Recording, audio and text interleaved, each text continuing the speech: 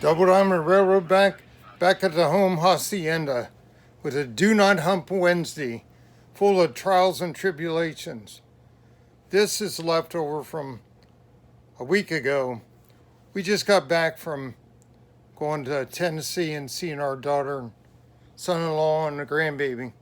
Spent 4 or 5 days there, 4 or 5 days there. Got back last night. So, been down here this morning. Well, I worked last night too, breaking in an engine, SD or a GP60 Fox Valley models. And it seems to be running perfect now. Speed tables change. I ran an hour forward, hour backward, then switch dropped the speed half. Went on down to like 10 miles an hour finally. Did the same. And I was able to nail the speed tables forward and backward now. It evened out. It was always running faster, go on reverse, I think. Now it's even out. It still growls a lot. I greased it. I'm going to see what it does again now. This is the carnage from last week. We had a big crane broke loose in the wind back there on the spur, the way back there. And it hooked those cars and threw them on the floor. Big drop. Off the chasm, into the chasm, off the cliff. So it knocked all the wheels off, most of the wheels off. Broken axle on the boxcar, and the tank car, fortunately, is okay, I think. Haven't looked at it real close because I didn't have time. But all the wheels got to be put back, so they're getting metal wheels. Anybody gets them back on. Probably 33 inch on those. You see, this boxcar has metal wheels anyway on the back because of the end of train marker. So I want to even that up, not plastic up front, get the same size up front. So there's that mess. I got to get my wife to sit down with the magnifiers and tweezers at the bench in the foam cradle. Then we're going to come over and see, I don't know which one to show. I'm so frustrated about this other one, the track project. Let's go over here. It's just something easier, more pleasant. Okay, here's something new. Thought of while I was on a trip, watching other short lines and stuff and UP switching out west. And I thought, I always planned to have the grain thing here, but there's no room for it. I don't know if I'll ever be able to put it on now. So big. I'll build it up and see if there's any space for it. But I got the idea. I was like, you know what? I've got center beams like those, empties and loads. Got some with loads in them. Yeah, right there. Big one with a load. I think I have a couple loads actually. Must not have it in all of them right now. So I got 2 empties, that's fine, and 1 loaded. I think there's a blue one around or something, somewhere, sky blue color. I need to take inventory where everything is again. So anyway, I just laid this cork in perfect size I had. Going to glue that down. And we're going to have the Walters Modern Lumber Transload facility sitting there. It'll be 2 sheds and a little office. Office will be down at this end probably. I don't know. He might be up at the other end. We'll see. Got to think about road access and stuff. We're going to have 2 sheds and lumber piles out there, and I've got more lumber stacks coming, various sizes. I have to build those. They're out of wood, laser cut. Comes with some, but I'll have to stain them and stuff, make them look right. So we're going to build those up. That should be here this week. I think it's coming tomorrow or Friday. Try to build that up over the weekend, get that set in there. Another industry to work. So when we get those switches up there, Atlas switches replaced, that'll be the next thing after the yard over there, NS yard. After I get that rebuilt, switches, then we can operate this. Because it's complex switches up in there, kind of herky-jerky. It's mainly up there. It's real bad. Up this end. Got too many switches together, 3 of them. So we can shoot Metalworks then and do this place, the lumber place. That'll be cool. I've got IQ boxcars, and for hauling plywood in there, and then I got the big center beam. Let me shift. We got high cube box cars, all wood in there, and then we got two empty center beams. There's the load down there, one of them. I know I have another set of loads. I don't know where the car is. I don't even see him in the NS yard. I got to go around and find these guys. He might be in a bin, but I doubt. I thought everything was on the layout, except for a few stray cars.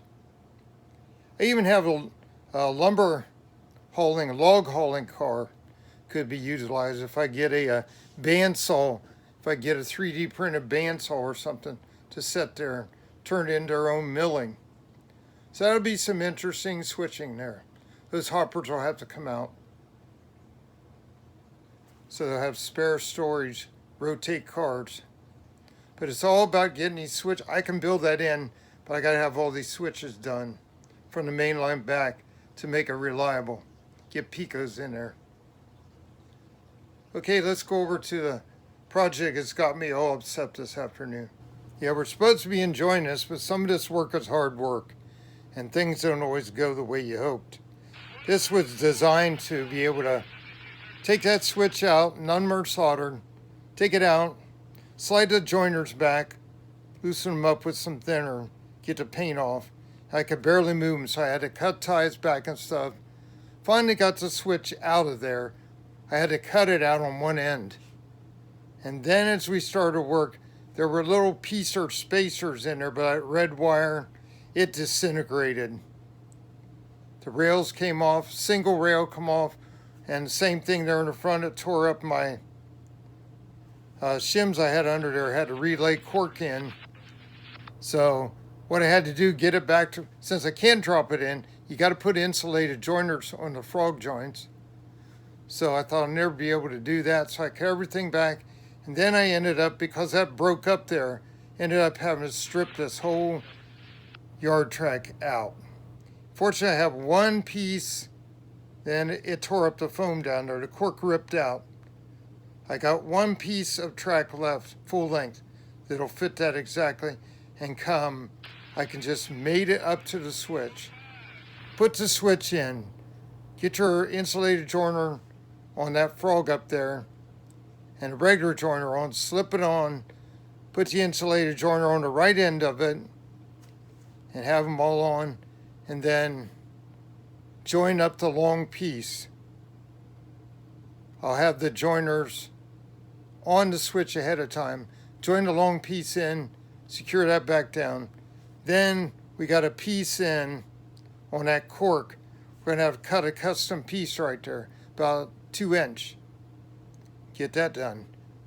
But in a way, it's kind of good. Feeders are right there. I cut just past the feeders. So it's a mezzo. Just, it's hard to work. I got to bend way over there. Just the work I did in a half hour to kill my back. And we got more feeders to solder back. It'll be a easier way to do it this way. I still got a piece one in though, on the right here. That's where it's no fun. The big one, the switch, the big one, no big deal there. But getting that little piece, 2 inch joiner in between, that's where the fun will be. Getting that cut perfect and dropping in and sliding the joiners out over it. Then after we test it all, we got to solder all that up. Okay, here's the engine that I worked on yesterday. Last night for about 4 hours, and then today I did a speed matching on it, checked it, got it all set. It's really perfect. Top speed, 30 miles an hour. It's a road switcher. It'll probably be in a yard mostly. So I got that. Here's my SD40-2 Intermountain. And we got something great here too, I'll show you.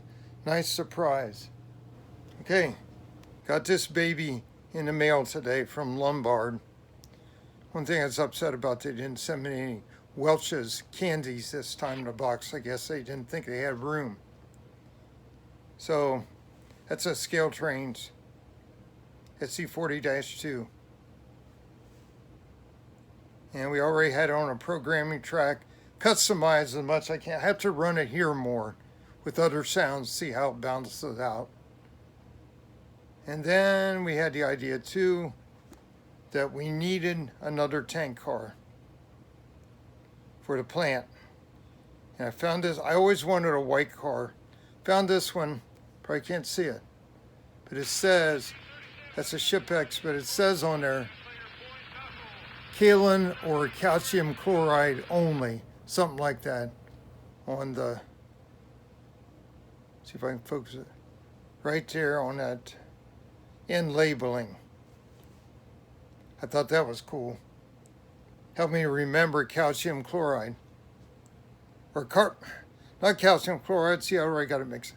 Carbonate, calcium carbonate, sorry. And that's labeled on there. So we'll have 4 tank cars for the plant. I was watching some more video in Ohio of an old concrete plant, and they had a dozen of those small cement hoppers in there at one time on 2 tracks. I don't have room for that. Probably stick with what I got. See, I've got 1, 2, 3, 4. I think I have 5. There he is. 1, 2, 3, 4, 5. I got 5. I might go one more for 6. That would be about all the room I have. So let's fire up. Now, here's what's amazing. I didn't do any break-in on this yet, but this thing, I set CVs on it. I got it to 30-mile-an-hour top end, and it pretty much nailed. Oh, I got to get my spots off. I see they're on. Hang on. It's pretty much nailed the speed tables. So let's fire this guy up. The horn is like, I don't know. I changed a couple. I'm going to stay down here with the CVs and do it that way and try to pick a better horn. It's what came stock. I did change a bell and I like it better. There we go. I turned the bass up on this and it kind of took some of the tone out of the horn, the higher pitch tone. Still won't do the air blast. Okay. I don't know why. That's too loud still. I like this, the reverser. Guess it ain't going to work unless the engine's running. So that helps me find things I still need to look at.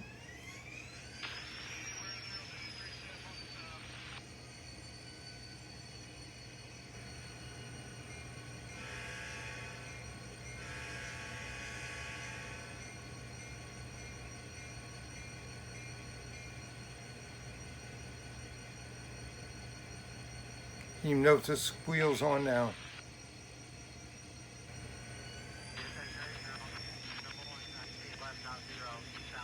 Let's go 5 miles an hour and go. I don't know what it's going to do with it. I got the brake squeal working. Don't know what it'll do with the tank car on there. I didn't test that way. See if it waits till the engine gets through or what. I think so.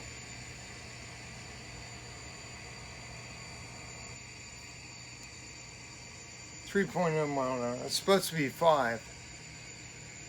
Why it's down right now, I don't know, because I tested over and over. It's not broken.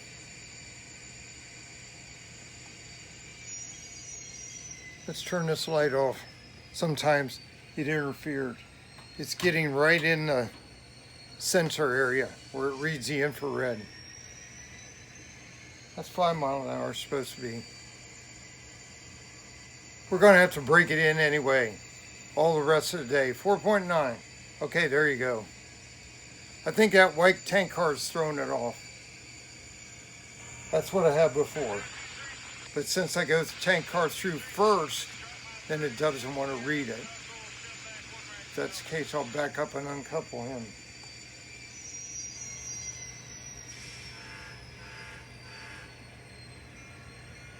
The horn sounds so muffled because I put more bass on the engine.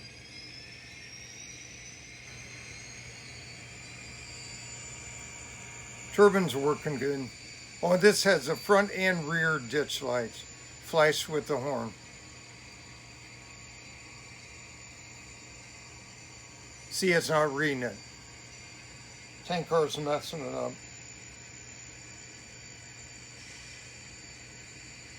Okay. We're gonna fix that. We're gonna dump him back here. Let's try that again. I'll zoom in forward. There's your reverser. That's cool sounding.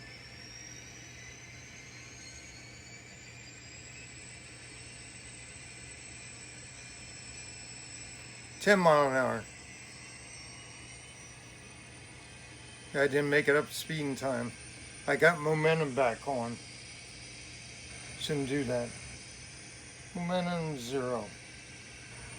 Reverse. Can't have momentum on when you're doing this, because it won't, you know, when it's built up to the full speed. 9.8. I'm keeping it a little bit low because as it breaks in, it'll read higher then.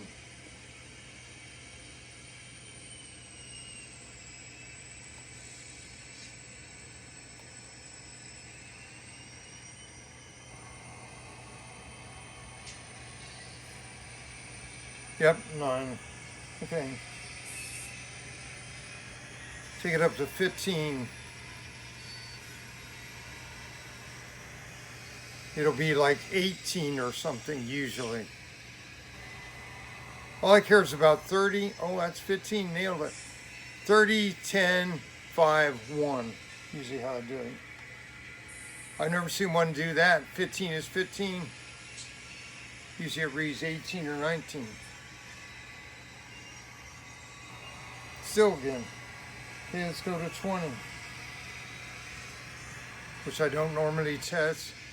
That'd usually be about 32 miles an hour. But we got the top speed down. So maybe it's going to come out more accurate. 20.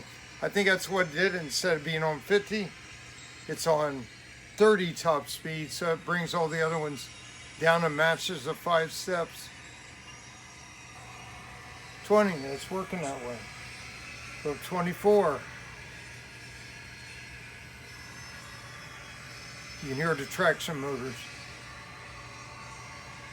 25. Very good. Might turn them tractions down a bit.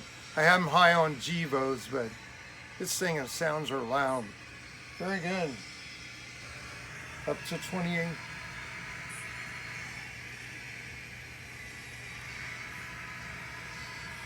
They're a little bit loud. Sound like an old grindy gearbox. 29. Didn't make it. Didn't drop the signal in time.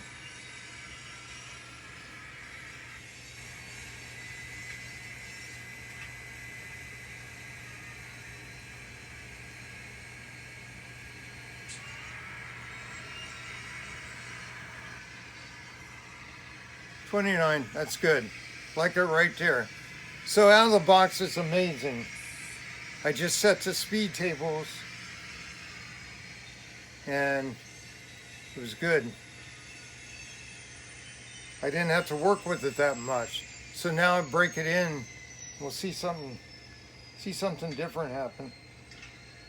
Okay, let's get our light back on so we can see what we're doing.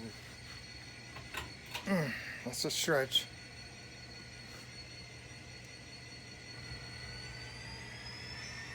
Let's get our momentum back on. 3. Brakes don't work if you don't have the momentum on.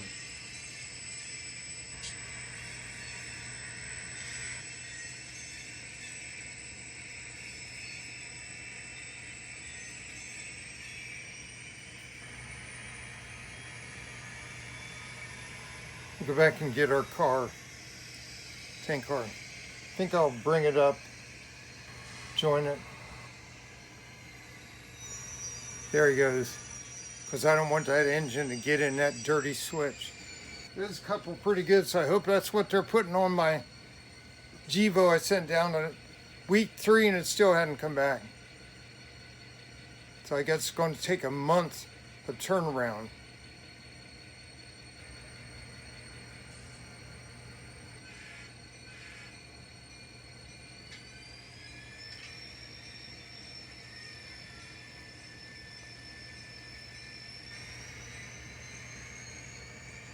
I'm going to do a little switch here, drop this car at the plant.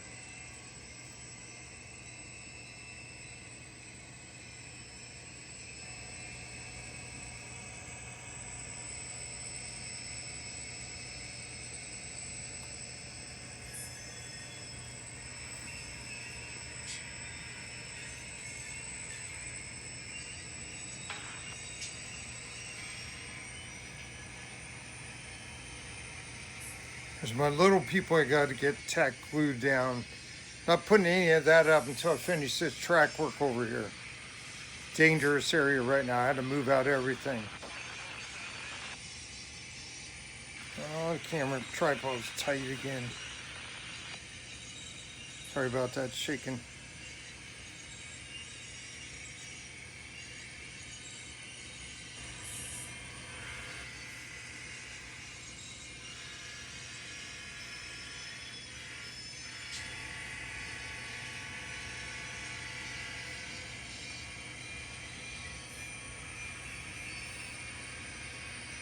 Having trouble with that air blast. It worked.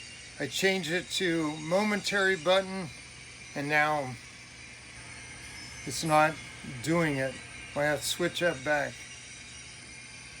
Other ones do it. This one's so random.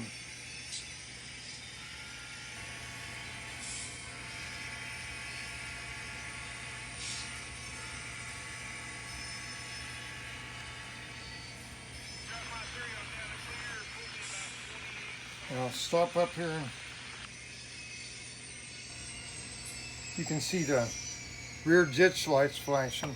I've never had rear ditch lights ever.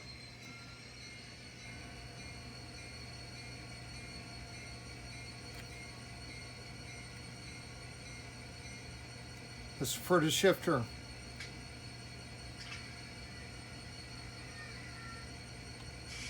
There the air went. It's temperamental. Okay, here we go.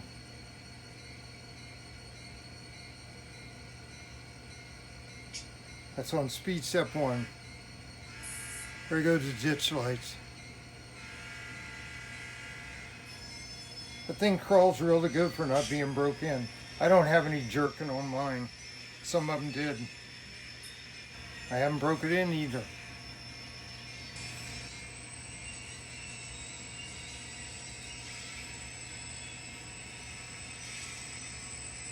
Yeah, I'm dumping air. Yeah, I'm gonna need to turn it back up a little bit. It's kind of underneath everything. It's in there, it's just not as loud as it was. Guess I went too low on it. Oh, it just got a new subscriber. Now, that's having trouble going, see? The short axle goes through and this guy has trouble. I cleaned it and it worked fine. Going backwards, it doesn't work. So I don't know about that. He's lost his current there.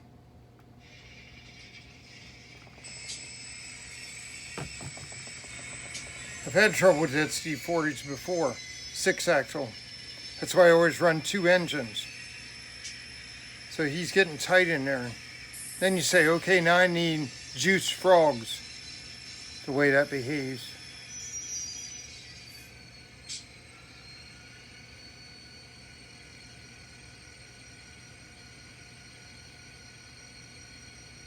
One mile an hour, 1 speed step. It's really good. I think it came out at 1.1 when I was testing it.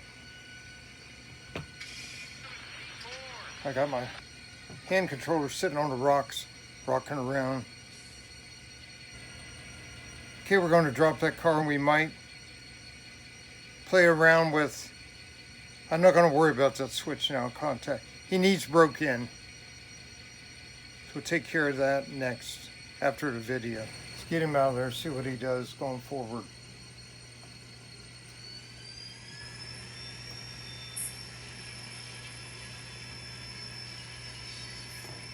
Put him up on 8 mile an hour.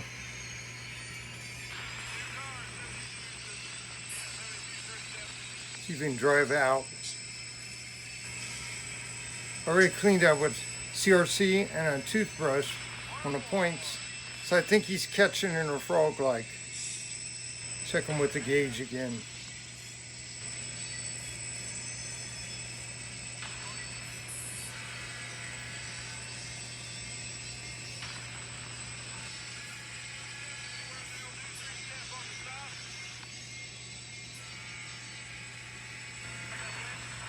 Bring him back to the station, and then he's going to go on a loop, enter the mountain sub, and run for hours.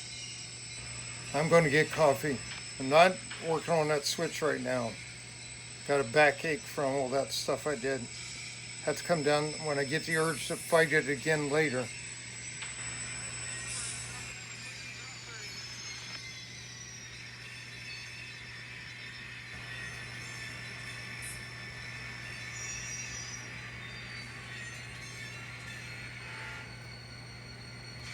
There, blew the air. Just had to turn it back up 5 points. A little bit soft now. Before it was real loud. Okay. Good enough, long enough video for sure. Go check out my new subscribers too. We'll get things rolling again here. Get that yard track fixed. Bigger project than I wanted. Then we'll get back to doing some NS switching after I break this engine in. Probably going to run this one and the SD40-2 Intermountain. Probably going to run them together. And you might even see the GP60 tagged on. I got another engine back there. GP38-2. Where's he at? High hood. Hooked the auto car. He's going to have to go through the same break-in. Never did. So that's it for now. Take care. God bless. Have a great week. What's left.